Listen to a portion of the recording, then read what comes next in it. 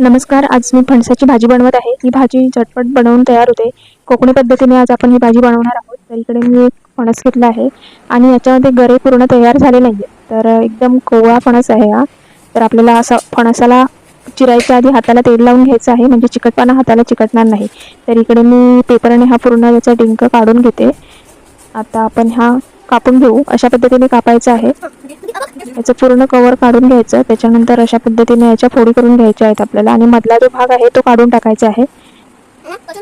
आणि कापल्यावरती आपल्याला लगेच पाण्यात टाकायचं आहे, नाहीतर त्याचा कलर काळा होतो. तर इकडे मी पाण्यामध्ये टाकून घेतला आणि भाजीची संपूर्ण तयारी करून घेतली आहे. तर इकडे मी कढई गरम केली. याच्यामध्ये आपल्याला तेल टाकायचं आहे आणि याच्यामध्ये कांदा टाकायचा आहे. त्याच्यानंतर लसूण आलं टाकायचं आहे. हे थोडंफार भाजलं गेलं तर याच्यानंतर आपण इथे टोमॅटो टाकू आणि बदामी रंगावर सर्व वाटण तयार करून घेऊ. आता याच्यामध्ये मी खडे मसाले टाकत आहे. खड्या मसाल्यामध्ये मी चक्री, फूल, धणे, लवंग, दालचिनी, काळी मिरी, जिरा, बडी वेलचिनी, तेजपत्त्याची 2 पानं टाकली आहेत. हे सर्व मसाले आपल्याला भाजून घ्यायचे आहेत. अगदी बदामी रंगावर मसाले चांगले भाजून घ्यायचे, म्हणजे नंतर मसाला आपण फोडणी देणार तेव्हा फार भाजावा लागत नाही. तर इकडे आपल्याला याची बारीक पेस्ट तयार करून घ्यायची आहे.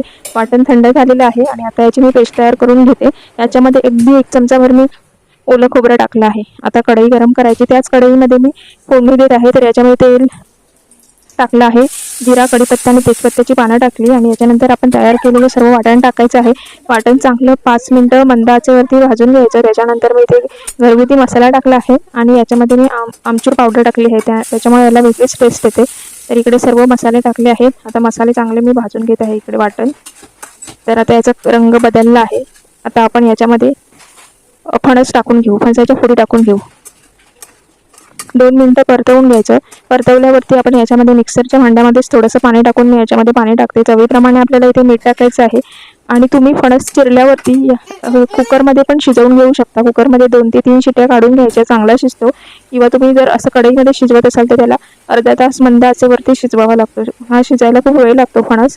तर इकडे मी वरून कोथिंबीरीने गार्निश करून घेत आहे. इकडे आपली गरमागरम फणसाची भाजी तयार झाली आहे. चवीला अतिशय सुंदर लागते. मस्ट ट्राय रेसिपी आहे. तुम्ही नक्की एकदा ट्राय करून बघा.